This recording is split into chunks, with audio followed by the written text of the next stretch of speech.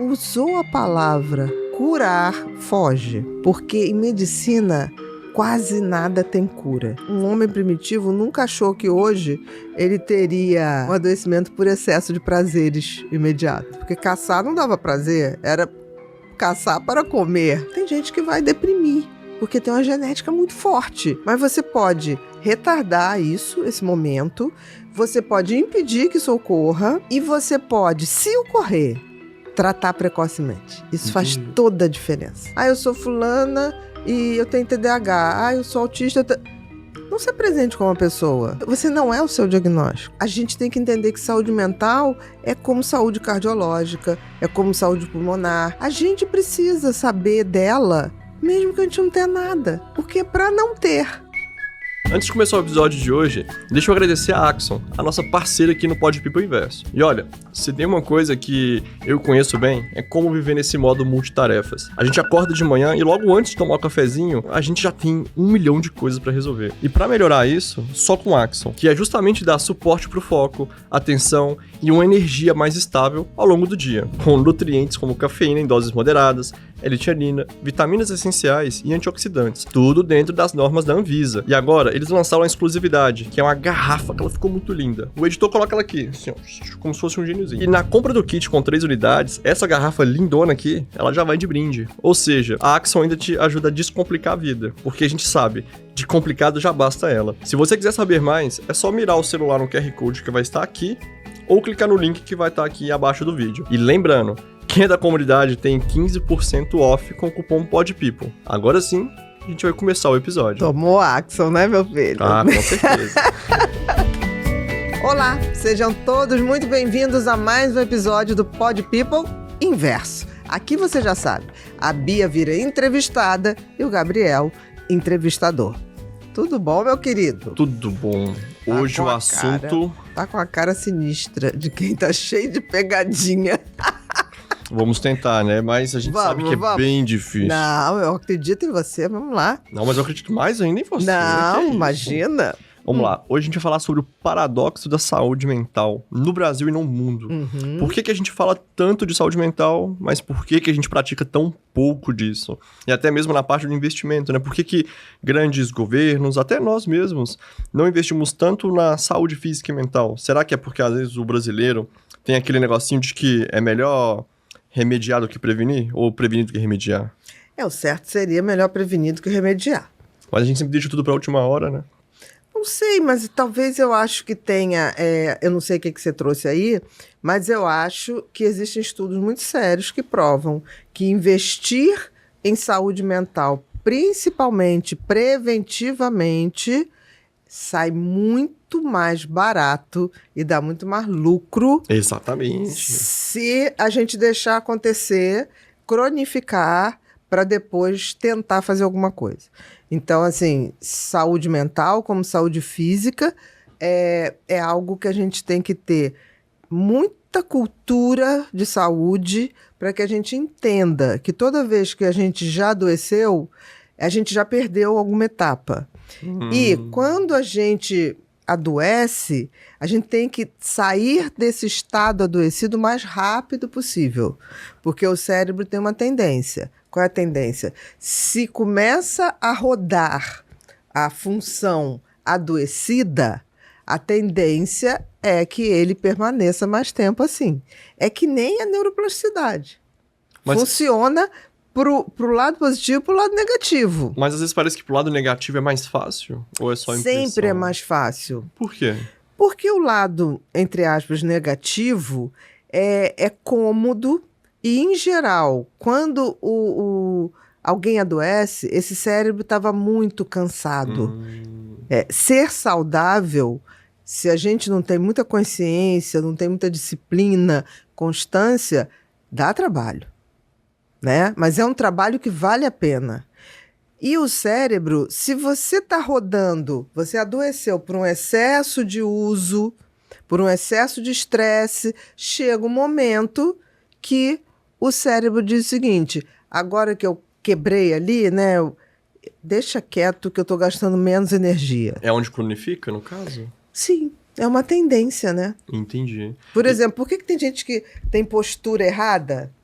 né? Aí eu arrumando a postura agora. Não, tem gente que fica assim, motorista de Uber é muito, eu sempre vou atrás do motorista, é muito típico. Você vê o motorista, geralmente ele tem essa postura aqui, ele encosta o meio que na janela e ele fica assim, a coluna totalmente torta. Não sei se você já reparou isso. Não, vou reparar. Aí quando você fala assim, cara, não faz isso não, ajeita a tua coluna, ele fala, nossa, mas incomoda, parece que eu tô errado. Porque já tá tão acostumado naquela postura que se botar na postura certa, ele sente dor. Caramba. Pode observar. Então, E como é que volta pra essa postura direita? Mesmo sentindo dor, tem que voltar ou não? tem que voltar. Porque dá trabalho. Aí vai chegar uma hora que de tanto novo, né? você alinhar no certinho, que é o bumbum um pouquinho mais para trás, o arco da coluna aqui, tem que fazer o buraquinho da lombar. Você vai botando ali, é uma diferença absurda. Diferença até como você respira. Caramba. É, E sim. por que às vezes a gente não vai pegando esses atalhos, né? Essa coisa de ficar de lado? Geralmente por maus hábitos. O motorista, em geral, é assim, porque aí ele fica olhando no espelho retrovisor no sinal, Fica ele esperando ele uma quer olhar um coisa. pouquinho para fora para ver o trânsito mais na frente. É, Hábito. é hábito, né? Entendi. Tinha um ditado que minha avó falava, não sei, quem entorta o cachimbo. Sabe aquelas pessoas que fumavam cachimbo? De tanto botar o cachimbo aqui, a boca começava a ficar torta pro lado.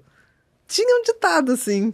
Posso até olhar depois. Quem vê fuma aí, demais Tom. entorta o cachimbo. Não, era um ditado popular que falava não sei o que, entorta o cachimbo. Era muito interessante, porque você vai colocando o organismo e ele vai se adaptando. E depois ele tem dificuldade de sair daquela zona de conforto. Porque ele acostumou.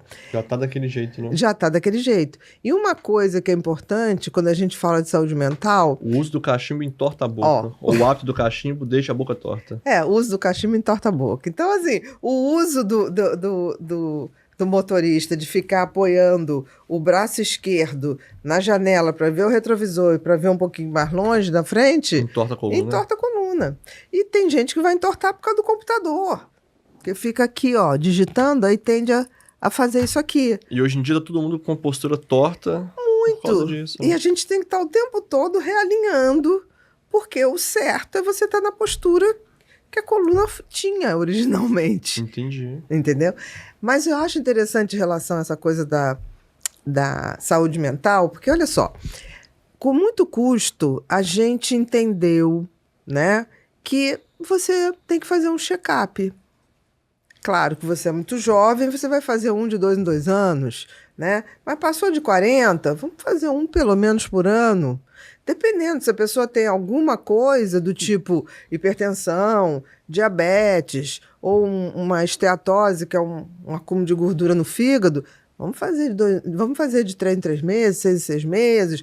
Tudo tem uma lógica. Mas é importante que todo mundo entende. Hoje em dia é muito difícil alguém que não fala assim, eu vou fazer um check-up, eu vou no cardiologista, até as pessoas mais humildes, né? Eu marquei para fazer... No postinho da saúde. No postinho, marquei, mas você tá com alguma coisa? Não, mas uma vez por ano eu vou lá para fazer... Prevenção, né? Passo pelo cardiologista, passo pelo ginecologista. As pessoas conseguiram ter essa noção. Muito difícil. Tem gente que não vai porque não quer. Que é aquele pessoal teimoso, tipo assim, não vou no médico, não arrumo doença. Senão o médico me arruma doença. Mas esse tipo de mentalidade a gente não tem para a saúde mental. Por quê, né? Porque as pessoas acham ainda, primeiro, que saúde mental é uma coisa muito complicada, que saúde mental é uma coisa muito subjetiva, do tipo assim, não tenho nada, para que eu vou fazer lá? Primeiro que não tem um cérebro perfeito. Não existe esse cérebro perfeito. Se não existe cérebro perfeito, eu tenho as minhas vantagens de ter o meu funcionamento cerebral e tenho as minhas disfuncionalidades. Então, se eu tenho isso muito claro, eu vou tirar vantagem das minhas vantagens e vou tentar melhorar minhas desvantagens. Olha que legal. Por isso existe a neuroplasticidade. Nas Como coisas... é que a gente descobre o que a gente tem de vantagem, o que a gente tem de desvantagem? É isso que eu estou falando. Isso, se você tiver um conhecimento básico, você tem essa autopercepção. Se você não tem, consulte um profissional que te ajude a fazer isso. Porque a partir dali, tá? Ou estude para ver isso, que é a partir do que você tem de talento, o que você faz melhor do que a média, desde sempre. Por exemplo, as pessoas autodidatas têm muita capacidade de autoaprendizagem, de aprender a se perceber. Aí é muito de disciplina ou é de Primeiro vontade tem que ter de fazer? curiosidade, tem que ter vontade e tem que ter uma mente apta a saber que no início você vai ler uma opção de coisa e vai achar tudo muito difícil. Mas o cérebro tem uma coisa maravilhosa. No início, você começa a estudar uma matéria ou um assunto, no início é difícil, porque o cérebro vai pegando muitos dados, e depois de um tempo, esse mesmo cérebro começa a pegar essas informações e conectar com outras. Faz a conexão, né? Exatamente. Eu digo que o cérebro é que nem plantar. A terra você plantou ali, vai dar frutos, mas não é imediato. Porque aí tem gente que fala assim, é um saco esse negócio de ler, porque eu leio, mas assim, leva muito tempo. Leva um tempo. Você planta e nasce o que você planta, assim, em uma semana. Não. Tinha até um ditado, né, que o pessoal falava antigamente, que é o plantar é opcional, mas o colher é obrigatório. Se você tá achando ruim de ler um livro que você tá plantando, daqui a pouco a gente vai colher. Quem lê o livro vai colher o conhecimento. Quem não plantou o livro... Ou vai colher uma coisa errada, né? Exatamente. A gente a gente vai colher o que a gente plantou.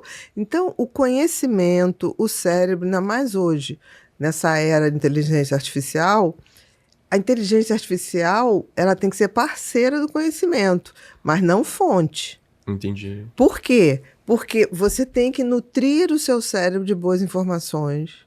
E se está vindo, se está com dificuldade de ler, pelo menos use a IA com conhecimento, escreva, resuma o que ele está tentando te dizer, veja se faz sentido. Estude aquilo, né? Estude aquilo, não acredite, porque tem erros, né?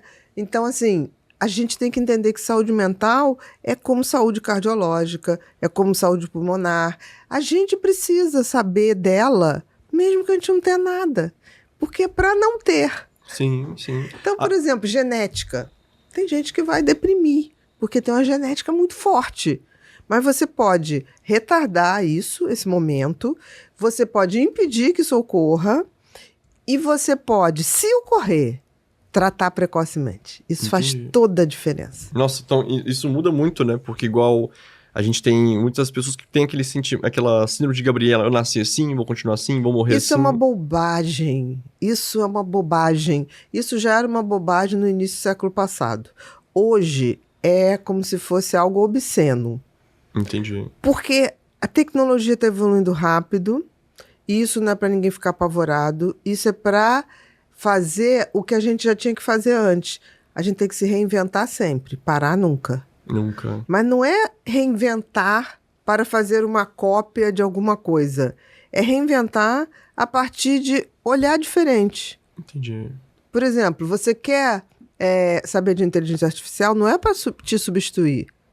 É para acrescentar se o que você está estudando tá certo ou não. De uma forma mais fácil, talvez. Uma forma diferente. Mas não deixe de escrever, não deixe de ler. Porque esse escrever e ler, isso é o plantio. E no caso do escrever e ler, tem alguma parte do cérebro que é ativada por isso? Por essas formas de ler e escrever? Porque às vezes a gente tem sentimentos que ajudam, muitas formas, muitas áreas cerebrais escrevendo. Que legal. Por isso que nenhuma pessoa hoje, conhecendo como o cérebro funciona, fala para deixar de escrever. No Vale do Silício, os filhos frequentam escolas que não têm computadores e que têm muita atividade física e escrita.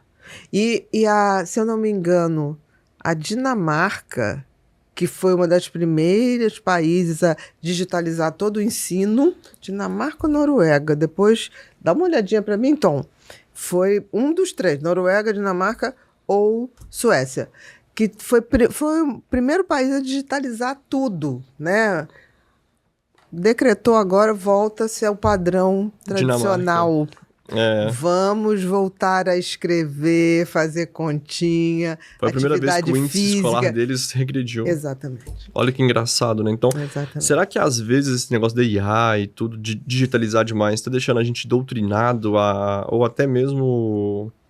Como que eu vou dizer? Não, tá deixando a gente, pode atrofiar. Uma Isso, geração né? que vai atrofiar. Porque olha só, neurônio que não é usado é que nem caminho numa floresta que não é usado, vai fechar. Vai fechando, né? A Entendi. neuroplasticidade é isso. O que é neuroplasticidade? Eu vou abrindo trilhas neuronais, sinápticas no meu cérebro. Porque o cérebro traz poucos circuitos já funcionando, que são circuitos muito fortes. Então a gente tá falando de uma alienação nem só por comportamento, né? A gente tá falando de química cerebral, bioquímica física. Né? Que loucura. Então, assim, se você começar a usar isso e não fizer... Cada livro que você lê é uma nova trilha que você abre no teu cérebro. Que legal. Isso é neuroplasticidade. Abrir novos caminhos para dar mais substrato para o teu cérebro poder render mais. E conectar mais. Né? Não, e conectar mais. Porque o que é a conexão? Eu preciso de informação, porque quando eu leio, eu estou me informando. Sim. O conhecimento nasce quando uma informação conecta com a outra, e meu cérebro começa a tirar conclusões. Isso é lindo. Porque é aquilo, né? Tem coisas que só o seu cérebro vai fazer, porque tem coisas que só você alimentou ele dessa forma, né? Exatamente. O tempo, as condições, o jeito, aí usa aquela parte da lembrança. Então, tem coisa que é única, que não tem jeito de... Eu, amante de IA, assim, né? Falo, não tem jeito de um IA conseguir reproduzir isso. São muitos caminhos. Não, muitos e vamos modos, lembrar, né? a IA só virou a IA porque o conhecimento acumulado da nossa espécie deu vida a ela. Sim. Se não fosse. Não teria Todo ela, o conhecimento que ela tem hoje é humano. Parte da gente. Foi humano. O negócio é que ela consegue acessar milhões de cabeças geradoras de conhecimento e colocar tudo junto e conectar muito rápido. Isso. Mas na realidade... se a gente passa um conhecimento errado, ela vai passar isso, replicar errado pro resto da vida, até a gente Totalmente, ela não tem essa autopercepção. Isso. E olha pra você ver, quando a gente fala que é uma escala de um problema em números, você coloca na tela pra gente. A gente tá falando de 1,25 bilhões, né? 1,25 bilhão de pessoas que vivem com transtorno de saúde mental no mundo. 1,2 bilhões. Se a gente considerar que a gente tem 8 bilhões de... 20% praticamente. De pessoas, né? De humanos na Terra, é bastante. É muita coisa. E tem um dado legal disso. Quase 20%, né? Isso. E se for pegar aqueles casos que você fala que não são diagnosticados e que não procuram tratamento, esse número pode até dobrar, porque não é todo mundo que vai atrás de um médico, não é todo mundo que tem o diagnóstico, né, propriamente dito. Então, esse número pode ser até um pouco maior. A maioria não sabe nem... não tem conhecimento mínimo para saber que tem algo errado. Por exemplo, no Oriente mesmo, no Japão, China, Coreia, né? Até hoje é um pouco de tabu falar de saúde mental, né? Então, se a gente for olhar, nem pegando os dados deles, que tem uma população muito grande, esse número pode ser muito maior. E isso, quando a gente vai converter para dinheiro, tem um custo de $1 trilhão anual de perda de produtividade. Global, né? Isso, de perda de produtividade devido à depressão e ansiedade. Que são os transtornos mais comuns. Só esses dois. Agora, e os outros que levam à depressão e ansiedade, por exemplo, igual o TDAH, que você sempre fala que não trata o TDAH, mas vira tem uma outro. coisa, mas o TDAH, muito difícil o TDAH não ter ansiedade associada. Então, A gente diz que é uma comorbidade quase que faz parte do quadro, porque como você tem uma mente muito acelerada, é natural que ela seja mais ansiosa. Quase. Eu nunca vi um TDAH sem um nível de ansiedade. Entendi. Quando a gente traz, por exemplo, o cenário do Brasil, a gente está falando de 468 bilhões de perdas anual de produtividade. Só que, por questão de saúde mental, né? Então, olha para você ver como que tá o mundo todo com essa dificuldade, e principalmente o Brasil também. Quando a gente fala de dados de trabalho, a gente está falando de 470 mil pessoas que foram afastadas por transtornos mentais só em 2024. Que deve ter aumentado em 2025. Isso, deve fechar o censo por agora, depois a gente traz até no inverso futuro. Mas olha só, é 134% a mais do que anos antes. Então você vê que existe uma economia... economia não, existe um déficit econômico que a saúde mental, que a falta da saúde mental provoca no mundo, não é só no Brasil. Não. A gente tá falando de 1 trilhão, é quase um PIB de um país europeu, né? Então olha pra você ver a quantidade de dinheiro que tá sendo desperdiçada ou sendo gasta só nisso. Quando a gente traz pra parte de... Mas vamos só pensar uma coisa. Não, pode deixar aí. Vamos pensar só uma coisa.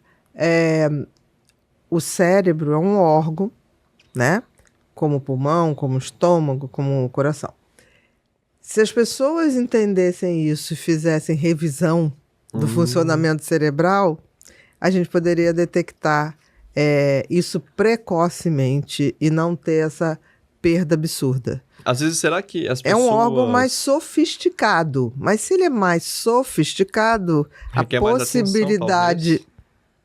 de errinhos é muito maior. Não é à toa que você tem quase 20% da população mundial que sofre de Algum transtorno mental. Agora eu te pergunto assim, se a gente for parar pra pensar, será que a geração passada, né, dos nossos pais, nossos avós, eles eram tão mais cascudos assim que passou essa ideia de que saúde mental não é tão importante, que é frescura, ou é porque o mundo de hoje tá, né, mais... Como é que eu vou dizer? Propício a gente ter esses probleminhas de transtorno mental. Eu acho que são duas coisas. Eu acho que antes não tinham conhecimento, então não era questão de cascudo, aquilo não fazia parte. Tipo assim, isso aí não existe. Era difícil até diagnosticar dor de estômago, o pessoal tomava um chá. Qualquer outra e não coisa, sei o quê, né? Então eu acho assim que cada década, em geral, teve o seu assunto de saúde. Então teve uma época que se falava muito do estômago, de úlcera. Teve uma época que todo mundo, o diagnóstico era úlcera para todo mundo. Úlcera, gastrite, tá. Aí teve uma época que foi colite, intestino irritável. E eu não estou falando que era moda, eu estou falando que as pessoas, a medicina começou a dar luz para essas coisas, né? Foi evoluindo. Aí depois teve o auge, que foi as décadas do coração. Aí todo mundo fazia exame de coração, começou a ter teste de esforço, ecocardiograma, eletrocardiograma, e foi ótimo para dar luz a isso. E aí depois teve a coisa do pulmão. Hoje, a gente está chegando na saúde mental não por bom senso, é por excesso de adoecimento. Mas será que a gente está adoecendo mais agora do que antes, quando a gente fala de transtorno mental? Eu acho que sempre teve muito, mas eu acho assim que as condições de vida hoje, a espécie humana, se você for ver, ela não foi feita para lidar com excessos, mas com escassez. Nós tivemos que disputar território com outros animais que eram muito mais... que eram bem mais superiores em relação à força física, a território. Um tigre, por exemplo. O que somos nós na frente de um tigre? Nada. Nós tivemos que ocupar um espaço no reino animal onde a gente era desfavorecido. Sim. Né? Se não fosse a consciência, a gente já teria esse instinto, talvez. A consciência, o cooperativismo. Os humanos cresceram muito formando tribos. Entendi. Né? Para enfrentar. Até um exemplo que eles falam dos Neandertais, né? Que eles não conseguiram formar grandes tribos, o que fez eles irem... ficar pelo meio do caminho. Isso. Então, eu acho que hoje existe uma série de circunstâncias que mudaram a nossa percepção de mundo muito rápido. Então, por exemplo, eu acho que um homem primitivo nunca achou que hoje ele teria, se ele pudesse fazer uma viagem no futuro, ele nunca achou que hoje ele teria vamos dizer, um adoecimento por excesso de prazeres imediato. O único prazer que o homem primitivo tinha, meu querido, porque caçar não dava prazer, era caçar para comer. Sim. Era sexo. O comer também não gerava prazer, não? Mas era muito para satisfazer a necessidade. Não era gostoso, né? Igual hoje em dia. Não tinha esses temperos. Os temperos começaram ali com as grandes navegações no Caminho das Índias. Entendi. Antes era tudo cru. Só para sobreviver mesmo. Só para sobreviver. Não existia essa coisa de culinária, que hoje a gente vai fazer uma degustação. Não existia isso. Então, eu acho que excesso de possibilidade de entretenimento... estímulos, né? essa coisa de performar, né? Você tem que ter, você tem que fazer, você tem que... o mundo ficou mais Competitivo? competitivo e mais fora da casinha. Porque, por exemplo, qual a necessidade que a gente tem de comer coisas tão gostosas, se aquilo não tem valor nutricional nenhum? Qual a Só pra satisfazer gostos, né? Que não necessariamente traz saúde, a gente sabe disso. Mas e aquela narrativa que todo mundo fala, mas eu mereço porque eu trabalhei e tudo? Você merece destruir? Entendi. A questão merece o quê? Você merece ter saúde. Você tá trocando, né, um prazer imediato do que algo sustentável, entendi. Eu ainda acho que isso só funciona para quem não tem conhecimento. Mas aí você fala assim, mas eu mesmo assim quero. Ok. Então você estabelece que você vai fazer... Seu risco, tá sabendo. Não, e que você vai fazer aquilo uma vez por semana, ok? Não tem problema nenhum, tá? Não é fazer aquele terrorismo e cortar tudo de uma vez. Não, mas você tem que ter uma média ali, né? Quantos dias eu faço uma alimentação saudável para poder ter uma folguinha? Mas essa folguinha tem que ter muito cuidado, porque como as comidas que são mais saborosas, elas têm excesso de sal, excesso de açúcar e excesso de gordura, é uma combinação muito perigosa. Pode comer, e elas são tão palatáveis que quando você começa a comer, você quer comer mais. Porque elas são feitas para isso. E tem até aqueles estudos, né, que demoram 20 dias, 60 dias, cada vez solta um estudo novo, né, para criar um hábito. Às vezes, com um dia desse, você se agradando, né, acaba que você quebra o seu hábito. Depende se é um agrado ou se é, hoje eu vou comer até... Porque tem gente que é assim, né? Hoje é minha folga. Aí o cara... Vou fazer de tudo. Do início ao fim. Batata frita no café da manhã, pizza no almoço. Hambúrguer, entendeu? Chocolate. Se agrade, mas sabendo que aquilo é para ser saboroso, porque é pouquinho. Porque se você come demais, você perde também. E acaba virando rotina, né? Então perde a graça. Você perde aquela coisa do... É que nem tomar água quando você tem sede. É a melhor água que tem. É a melhor. Apesar da gente saber que a água não tem gosto. Mas é aquela sensação de, né, tá matando a sede. Aí você fala, nossa... Eu tive uma vez que eu tava fazendo uma caminhada, não sei aonde, e acabou a água. Eu me lembro que eu falei, gente, meu reino por uma água. Aí alguém falou, gelado ou quente? Você não tá entendendo água. Qualquer água que eu tome hoje, agora, vai ter sabor que eu nunca vi. E é verdade. Caramba, que legal. E isso é um mecanismo do cérebro? Por que disso? Tudo que é escasso... Porque assim, se você começa nas papilas da língua a botar gosto muito fácil, elas se acostumam. Aí você faz o quê? Quero mais, porque aí eu vou entupir todas as papilas para sentir. Mas você depois disse... para de sentir tudo, né? Não, mas diminui. Não é que pare, porque a combinação de açúcar, sal e gordura é muito poderosa para o cérebro. É muito poderosa. Agora, se você faz de pouquinho, você dá as suas papilas vão ficar super alegres, mas não vão ficar exaustas. Ah, entendi. Não, que legal. Então, a importância de ter moderação, né? Sim. Como tudo na vida, né? Querendo ou não, tudo demais, como diria minha avó, enche o saco. Enche o saco. O Paul Cabanes esteve aqui, né? E a gente conversou. Ele disse uma coisa muito interessante. Ele falou que o PF, que é o prato feito brasileiro, que é obsceno para um francês. Porque você pede um PF, vem um prato que tem uma quantidade absurda de carne, de aipim, de batata frita, de couve, né? De não sei o que não sei o que.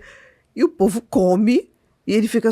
Aí ele falou, sabe por que francês é magro? Eu falei, porque a gente come muito pouco.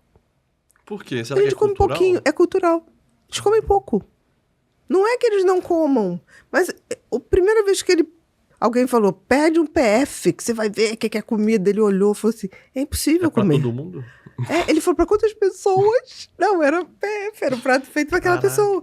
Então, o francês é magro porque ele come pouco, desde criança. Ó, que legal, né? A diferença de como é que uma cultura vai moldando toda a geração. E isso é maravilhoso, né? Porque é palatável. Por isso que o francês tem aquela coisa da entrada. Aí espera um pouquinho. Tem os ritos, né? Aí não sei o que lá. Aí quando vem a comida, vem bem pouquinha. Porque você já tomou uma sopinha, comeu um queijinho. Isso é interessante. E talvez isso nunca deixe de ter prazer. Porque vira todo um ritual, né? Uma coisinha de cada vez, um pouquinho de cada um que torna o tantão. Exatamente. Que legal. É uma forma diferente de até de comer, né? De pensar assim, de ver a comida. Não é ver a comida só como, vamos comer até ficar saciado e tá bom, vambora. Aí ele falou que foi outro dia comer com um amigo e o amigo mudo. Aí quando acabou, um brasileiro, né? Quando acabou, o cara chegou e fez assim.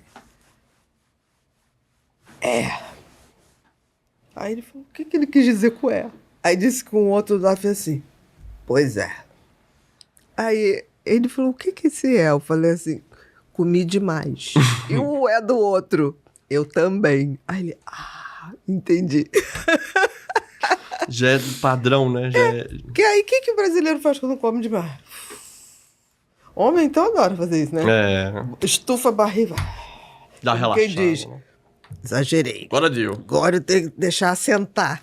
20 minutos depois, tem um sal de fruta. Desceu, exatamente. Agora, olha só pra você ver. Quando a gente traz pra parte de acessos, né? A gente tem até aqui um dado da PAO, né? Da PAO. Segundo a Organização Pan-Americana de Saúde. PAO. Na realidade é porque o Pan-Americano aí, né? Mas é PAHO. Tá, da PHO tem um problema que é diferente de tudo, né? Porque o uma H é de health, né? De saúde. Que olha pra você ver. P de Pan-Americana, né? Health, que é saúde. Organização.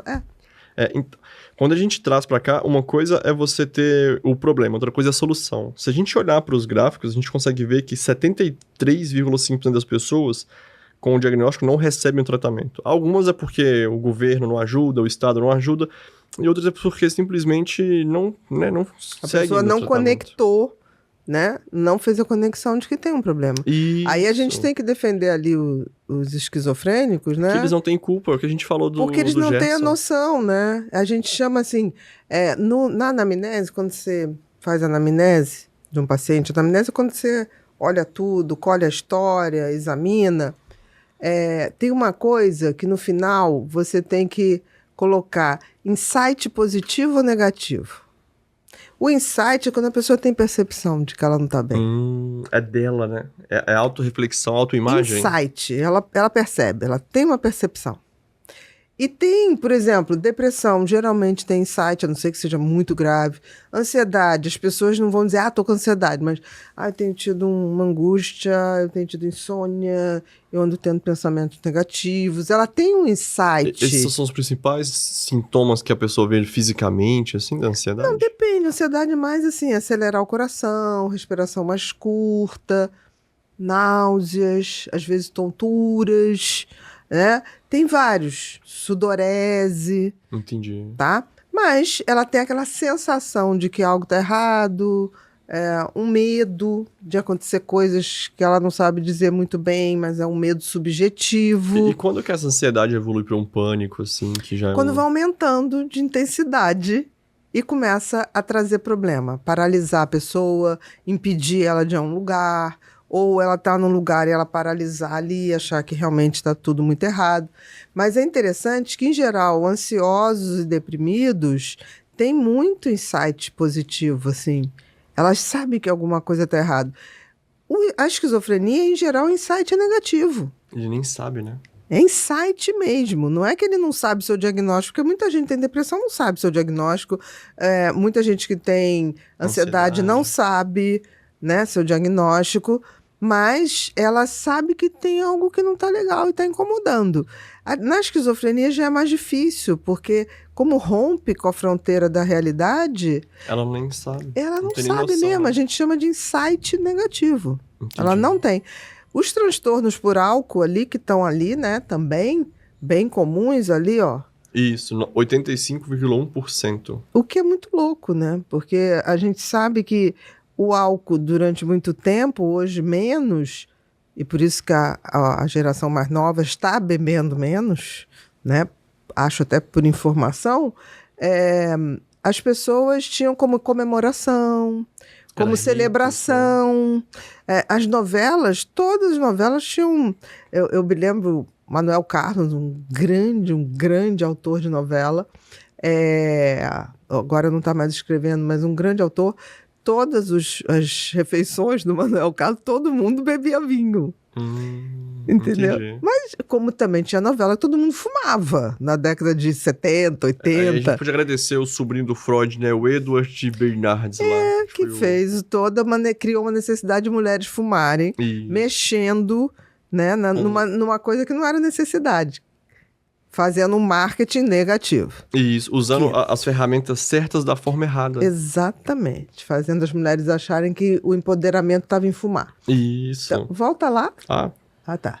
Então, no caso do álcool, por exemplo, a maioria, você fala assim, tem insight? Quem bebe muito, sabe até que bebe muito, mas não admite que tem eu que paro parar. quando eu quiser. Exatamente. É o famoso... Eu paro. Não, isso aqui... Aí a pessoa fala, você quer ver? Eu vou ficar uma semana sem beber. Você vai ver.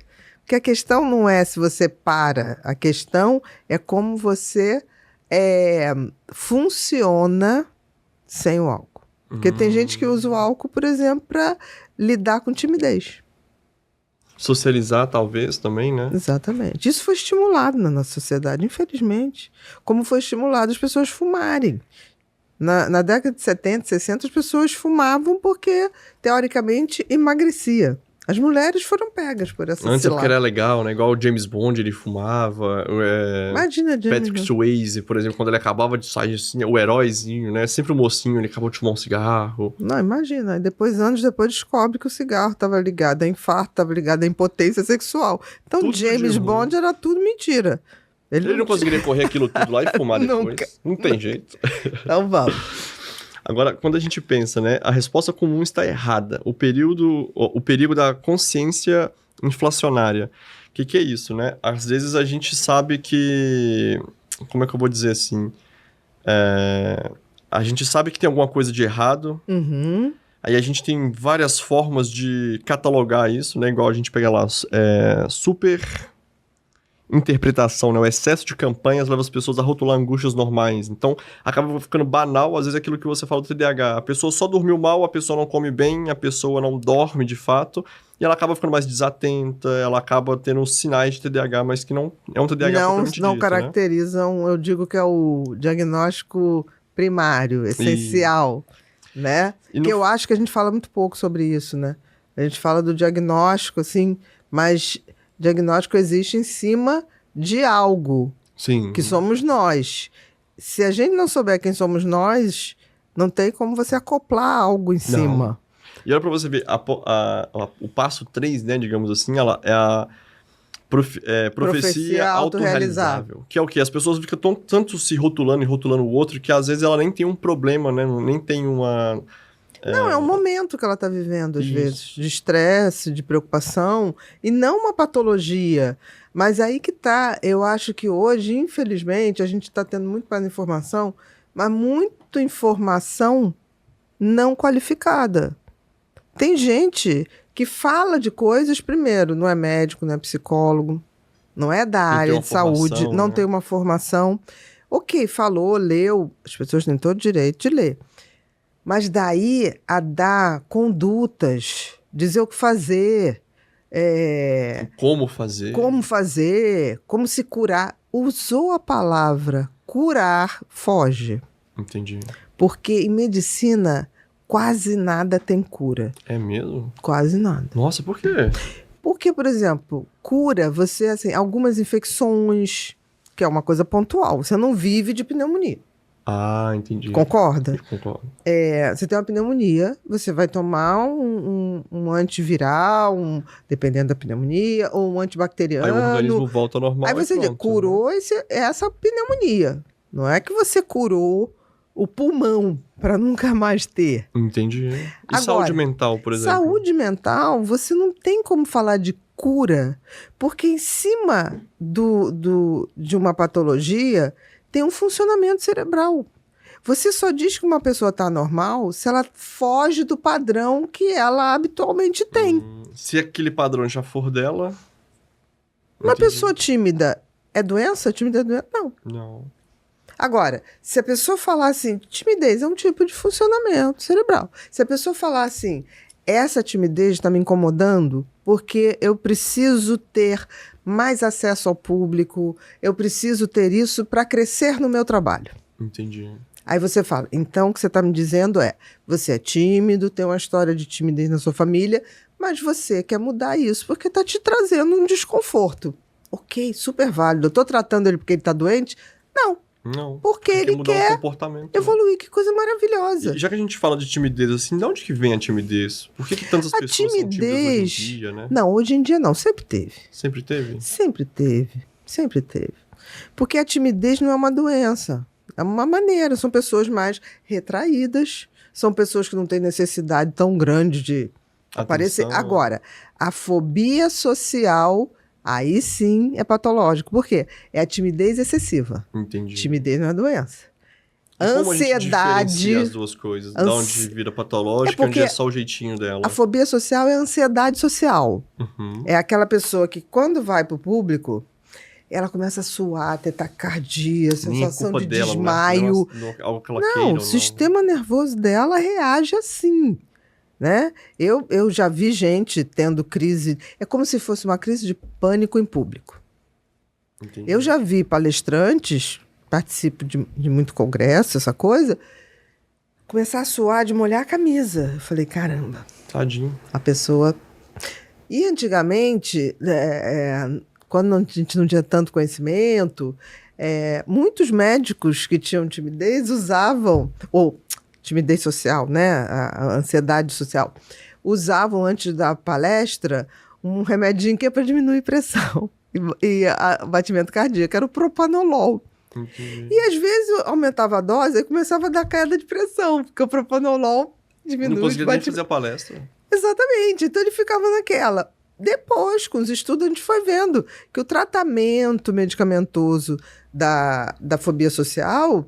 Você usa antidepressivo serotoninético e você também tem a terapia cognitivo-comportamental, que você faz a exposição. Então, você vai desensibilizando aquele cérebro. Devagarzinho. Você vai usando a neuroplasticidade do cérebro para falar assim, calma, a gente vai treinar falar. E aí você vai ganhando segurança. Você vai ganhando segurança favor, né? A seu favor. Então, você abre um caminho no cérebro do tipo... No início vai doer, vai ser desconfortável, mas vai por mim, que na hora que a trilha estiver aberta, toda vez que você tiver que se apresentar em público, o teu cérebro sabe como se comportar. Isso e gera funciona. dopamina?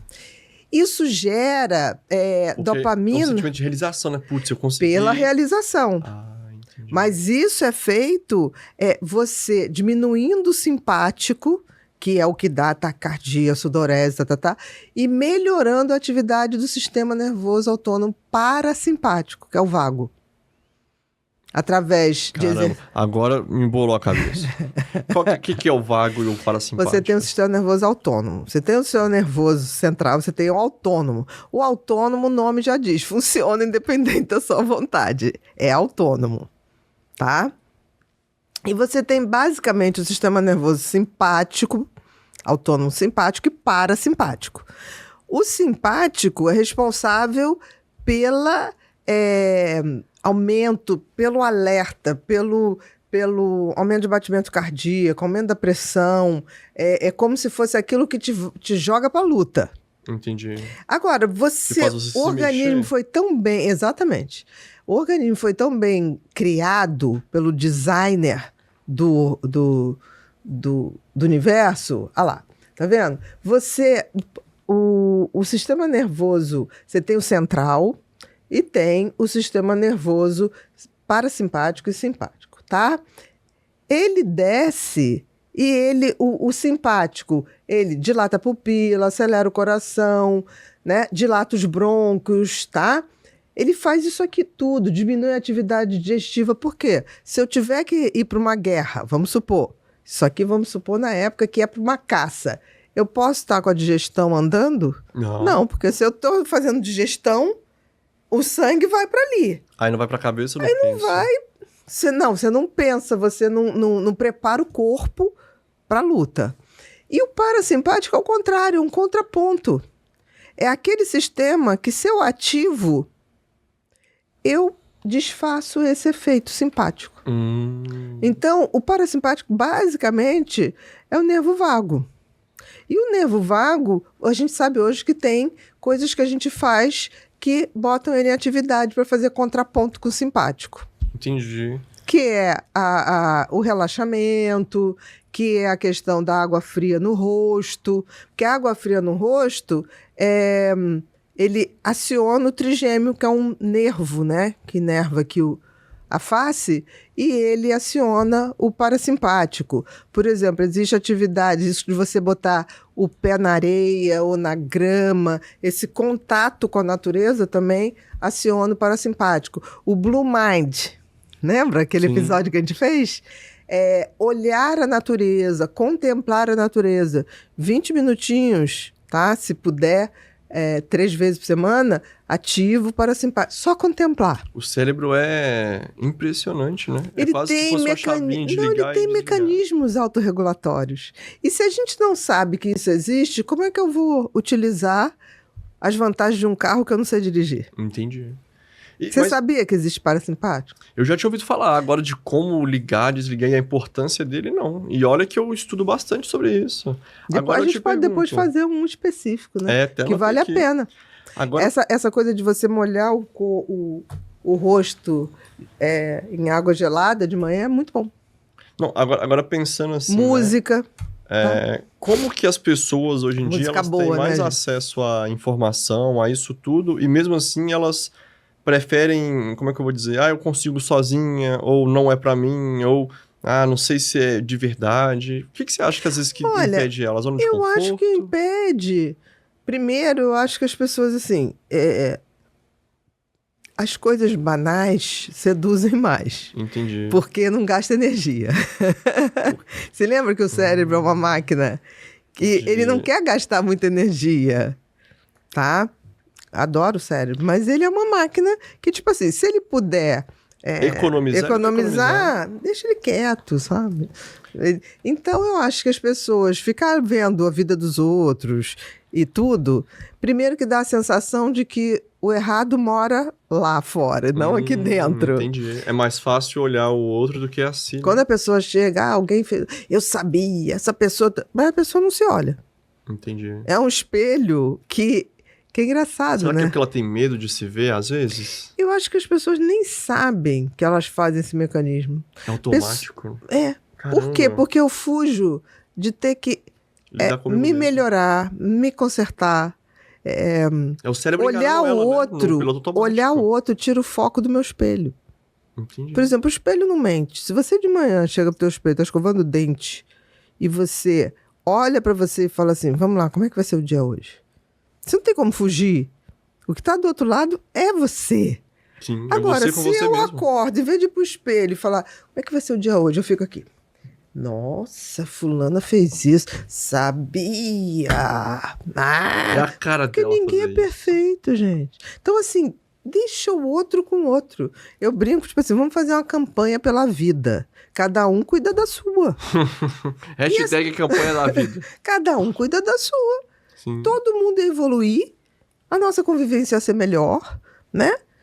Mas não, é mais fácil olhar o outro do que... É tão difícil, né, admitir pra si mesmo algumas coisas. Olha pra você ver, né, que é aquela profecia do autorrealizável. A gente vai sempre catalogando o outro, falando do outro, falando do outro, falando do outro, aí o outro fala da gente sem a gente saber, e a gente fica nesse ciclo de que em vez de um ajudar o outro... E outra coisa, mais do que ter um diagnóstico, o importante é entender o funcionamento que levou a esse diagnóstico. Porque, assim, você, muito mais do que um diagnóstico, não tome um diagnóstico como um carimbo. Absoluta, assim? Não, como um carimbo. Porque você não é o diagnóstico. Você não é o rótulo. O diagnóstico também é você. Mas antes dele existir, né?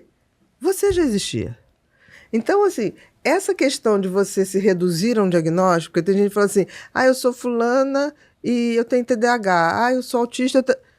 Não se apresente como uma pessoa, sabe? Você não é o seu diagnóstico. Entendi. Ele também faz parte de você. Mas às vezes é porque é mais uma muleta, não? Pra você se apoiar e falar assim... Pode ser, mas aí as pessoas vão começar a te ver só por esse ângulo. Entendi. Eu fico boba, assim, porque assim... Então é mais fácil pra você se apresentar assim, porque você pode errar, talvez, eles vão olhar... tudo fica justificável. Quando eu digo... olhar só por isso. Eu tô falando por mim. Ser TDAH não me justifica nada. Porque eu podia justificar qualquer coisa enquanto eu não sabia. Sim. Do momento que eu sei, aumenta a minha responsabilidade de acertar. Muito. Sim. Então as pessoas falam, mas ele tem que entender meu TDAH. Ok, você já entendeu? O que você está fazendo concretamente para melhorar? Porque não adianta você pedir para outro entender se você Não se entende. se você faz não nada pra está isso, né? fazendo aquilo na direção certa. Entendeu? Cara, que importante isso, né? É pedir pro outro me entender quando nem eu mesmo parei pra me entender. Ou então eu me entendi, mas não agi. Aí você é só uma tese. Entendi. Tese tem que ir pra prática. Não adianta só ficar no falar, né? Se a gente não for pra ação... Nada acontece. Vamos lá. Se Harry Ford, que criou o carro, ficasse só na teoria, a gente estava andando a cavalo até hoje. Nossa, eu tava sem nada. Olha que loucura, Então, né? ação tese, teoria, compreensão sem ação, Não vale muito. não vale. Pelo contrário, às vezes você vai sofrer mais, porque você sabe, mas não muda. Não vai fazer, Você né? não vai colher o fruto da mudança, que é a ação. E isso vem de, igual você falou assim, né? Antes do diagnóstico. Tem algum comportamento que vai reforçando algum diagnóstico para ficar mais forte? Por exemplo, a pessoa, ela tem depressão. Ela não sabe que tem depressão. Mas ela fica num ambiente familiar ruim, onde as pessoas cobram muito. Isso vai piorando a depressão dela ou não? Ela teria de qualquer jeito essa depressão? Depende do nível da depressão. Da história genética dessa família, se tem um comprometimento. O fato das pessoas não compreenderem nunca facilita. Mas o fato talvez aumente a responsabilidade de eu saber mais sobre mim. Pro outro. Não, mostrar não. Para Agir? agir independente, se é possível, né? Por exemplo, um esquizofrênico não é possível. Mas um deprimido é. Um deprimido, se ele entendeu o que é, procurou ajuda, saiu da depressão e entendeu todo o processo, sair da depressão é fácil, difícil é não repeti-la. Permanecer fora dela que é difícil, né? Mas isso requer disciplina, requer tratamento, requer cuidado. E o cérebro sempre vai te pegar a peça para voltar para mais fácil. Sim. Isso seria o piloto automático? Que Isso o pessoal seria o sempre fala gasto muito? econômico. O gasto energético econômico. Voltar para lá, por exemplo, uma pessoa deprimida gasta menos energia do que uma pessoa em atividade. Então, para o cérebro não é ruim. Isso é ótimo, né? Agora, Vai se preservando. pra gente é muito ruim. Então, assim, se eu sei que eu tenho depressão, se eu sei como saiu, se eu sei como começou, eu tenho que estar atenta para não repetir. Não é não repetir para agradar alguém, é para eu viver. Entendi. É totalmente diferente. Porque às vezes uma pessoa com depressão nem sabe como é que é a vida sem a depressão, né? Como é que é ver a vida como ela é, uma vida não perfeita, né? Mas uma vida que vale a pena ser vivida. É o que você sempre diz, né? Então... Eu tive pacientes que quando começaram a sair da depressão, me ligaram. Naquela época a gente ligava para as pessoas, né? Não tinha o WhatsApp. Ele falou assim, fui à praia hoje de manhã, aconteceu uma coisa tão estranha, Bia. Eu falei, mas o que foi? O céu é azul. Aí eu falei assim, como assim? Caraca! É azul. Eu nunca tinha visto um azul daquele azul. Que legal. Aí eu falei, me tira a foto. Quando ele mandou a foto, na Praia da Barra... O trem tava nublado. Não, tava azul. E tava na Barra ali, praticamente era uma parte da Barra que não tinha prédio, hoje tá tudo ocupado ali. E eu olhei e falei, gente, mas eu sempre vi esse azul. Mas ele, tipo assim, eu nunca mais quero deixar de ver esse azul. Que legal, né? Então, esse cara, ele entendeu o que era a depressão, porque muda a forma que você vê o tom das coisas. Como você vê o tom do azul. E às vezes as O tom pessoas da ainda vida. acham que é só desculpa. Não, muda tudo. Ou até que, tipo, eu consigo sair sozinha. Não é que ela vai só passou 5 meses, 6 meses. Então, assim, ficar esperando a ajuda dos outros é legal. Se vier, é muito bem aceita. Mas às Mas vezes a se gente pode não ficar vier, confortável com isso também? Só conseguir sair de certos comportamentos com ajuda? eu acho que primeiro você tem que se autoajudar. De novo, né? Não tem jeito. Mas assim, se vier ajuda externa, maravilha, vai somar. Agora, ficar dependendo só da ajuda externa, você pode perder sua vida. Porque você pode, mais ou menos, com muita dedicação, mudar o seu comportamento, mas o outro você não muda. Caramba. Não muda. E por que às vezes a gente tenta sempre mudar o outro e não a gente? Mesmo sabendo disso tudo. A gente sabe de tudo Por isso, porque o cérebro não quer, porque você não quer fazer o teu espelho. Todo dia, né? Você joga pro outro, porque eu não preciso me olhar. Mas vamos lá, a pessoa viu igual, ela viu o inverso todo, ela acompanha você, e mesmo se ela falar, não sei, não consigo assim.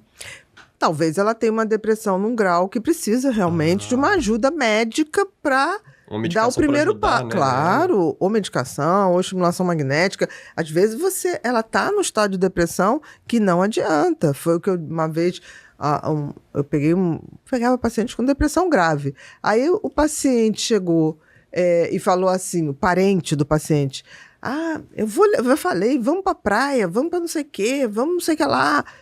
Aí eu falei, não faça isso. Você levaria pra praia uma pessoa que tá com pneumonia? Ele não tem condições de ir pra praia. Caraca. Porque a pessoa leiga fala assim, vamos tomar um ar, vamos fazer uma caminhada. Tem estado de depressão que o famoso vira homem. Que a pessoa não tem condição. Agora, daqui a 15, 20 dias, pelo que eu tô vendo aqui, vai dar. Aí eu vou pedir para você fazer esse convite de novo. Agora, você tá levando alguém que não tá conseguindo respirar para caminhar.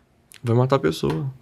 Não vai matar, mas essa pessoa não vai conseguir. Que legal. E esse não conseguir, profecia autorrealizável. Tá vendo como eu não melhoro? A importância de ter até pessoas próximas. O momento certo, né, de fazer as coisas. Por exemplo, fazer terapia no início de uma depressão grave é bom? Não. A pessoa não consegue pensar. Tá aí um negócio que eu nunca ouvi, que diferente, né? Não, mas aí nós estamos falando de quadro depressivo grave. Que a pessoa tem que ser medicada antes. Não estou falando de um quadro leve, né? Que a depressão, que a terapia cognitivo-comportamental por si só vai melhorar. Entendi. Leve. Quando é moderado a grave, a gente vai precisar de outros recursos, entendeu? E aí a pessoa vai poder melhorar e vai chegar uma hora que você vai falar assim, agora tá na hora de dar uma caminhada. Que legal. Agora tá na hora de levantar cedo e começar a organizar as coisas. Mas não quando a pessoa, já vi gente falar assim, eu vou levar para a igreja. Falei, não tá conseguindo, não faz isso não. Vai chegar na igreja, aquela gritação, a pessoa vai se sentir mal. Aí sabe o que vão dizer? Que tá com o diabo. Não, enquanto traumatiza a pessoa. Aí a pessoa fica culpando Deus, não mais... Aí vai achar que, tipo assim, aquele mal-estar que me deu foi manifestação. Eu tô impregnada, eu tô, né, endemoniada. Infelizmente. Na verdade, foi só o momento errado de telepatia. Agora, tem muitas igrejas que já não fazem isso. Eu me deparei com pacientes, assim, que o pastor dizia, olha, vai se tratar. Depois você vem organizar a sua vida espiritual. Que legal, né? Que forma, quem tem depressão não consegue exercer a fé. Porque não acredita no amanhã. Não acredita em nada, né? Nem no amanhã. Agora, eu olhando assim, né? Pensando de fora... Será que não ficou muito comum as pessoas usar remédio pra viver do que remédio pra sair de onde ela tá e ela conseguir dar os próprios passos? Porque às vezes é só mais fácil ir aumentando a dose do remédio e ir se sentindo melhor, mas não sai isso. Mas quem faz isso, usa o remédio, sai, depois larga o remédio e vai voltar. Então, mas e como que a gente pode comunicar pra essa pessoa que, tipo assim, não é só viver a base de remédio, né? Exatamente. Não existe um tratamento mágico que substitua um conjunto de ações, que é conhecimento, bom diagnóstico, bom tratamento e práticas diárias de saúde para não recaída. Entendi. Por exemplo, você vai ficar vendo filme de tristeza, uma pessoa que tá deprimida. Você vai recomendar um filme triste? Eu falo, não veja. Pode ser, mas ganhou o Oscar. Ok.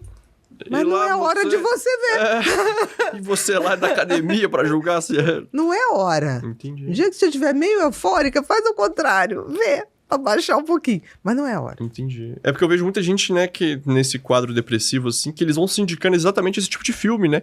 Vou te mandar um filme pra você entender o que você tá sentindo. Aí é um não filme super dramático. Dependendo da hora, não é hora. Vai mais atrapalhar do que ajudar. Tem hora pra tudo. Hora de semear, hora de colher... Assim também é com a saúde mental. Que legal. Agora, Bia, pra gente finalizar aqui já... Acabou? É que, na realidade, o paradoxo talvez as pessoas não entendam, mas é por que se fala tanto de saúde mental e não se age tanto, e não, né? se age. Então, na realidade, saúde mental, precisa agir. O problema tá aí, né? Vamos começar a agir. Talvez no 2, vamos dizer assim, né? os dois, o nervo vago e o parasimpático? O parasimpático é o nervo vago. Assim. O outro é o... Simpático. Então, O simpático não é tão simpático pra gente. O nome não é legal, né? Porque é simpático, parece uma coisa fofinha. O simpático é o que leva a gente... Que atrapalha o trem todo. Não é que atrapalha, mas te leva pra atividade. Pra ação, Só que né? tem que, se ele estiver muito ativado, você vive com taquicardia, você vive com cortisol alto, você vive com a respiração curta. Então, pessoas ansiosas, às vezes, ela tem Tem uma hiperatividade. E tem pouca atividade no parasimpático. Então, não perca no próximo Pod People 2, o paradoxo da saúde mental, o retorno... De Jedi. Nós vamos falar um pouquinho sobre o nervo simpático e parasimpático. Não, mas aí a gente vai... Do sistema, né? Do o sistema. nervo vago é só ele. Mas eu acho que é importante a gente levar esse... Do contexto. No contexto... Não, acabar esse episódio. Ah, então tá bom. Então. Que, na realidade, o paradoxo, a gente tem que botar o sinônimo, porque falamos tanto de saúde mental, mas não agimos. Tá? Então, não se esqueça de deixar aqui embaixo um comentário falando o que vocês acharam, o que vocês fazem, né? Se vocês conhecem alguém que tem depressão, ou até mesmo se você já sentiu esse quadro depressivo, essa tristeza, né? Qualquer coisa, né? Que esteja fora do teu... Que começou a incomodar, que tá te impedindo de fazer alguma coisa. Do teu funcionamento legal, assim. Todo mundo tem que um dia ter Tira um dia da tua vida que foi bem legal e você fala... Eu queria isso aqui, pelo menos na média. Não demais para não euforizar, mas não de menos para deprimir. Exatamente. Você tem que ter sempre onde a balança vai te dar. Legal. E começou a trazer sofrimento para você, para quem tá em volta, não é para ser assim. Dá uma segurada. Então, o que a gente pode fazer? Vamos usar os comentários aqui embaixo para fazer essa corrente do bem, né? Compartilhar boas memórias, vamos dizer assim, bons assuntos e acolher aqueles que precisam. E uma forma de acolher legal é você mandar esse vídeo para aquele amigo, para aquela amiga, para aquele parente que não tá conseguindo ver cor, né? Digamos assim, no dia a dia. E no mais, não se esqueça de clicar no botão se aparecer hypar, porque é muito importante. De novo, como o conteúdo tem muitos conteúdos, o YouTube tem muitos conteúdos com vários assuntos, e até sobre esse, se a gente não deixar o like aqui embaixo, o botão curtir, ele não vai entender que o vídeo da doutora é importante para outras pessoas, ele não vai entregar mais. Então não se esqueça, é muito importante clicar aqui. E se inscreva e clique no sininho para receber as notificações. Tranquilo? Faça todas as mensagens? Todas. Então até o próximo Pod People. Inverso.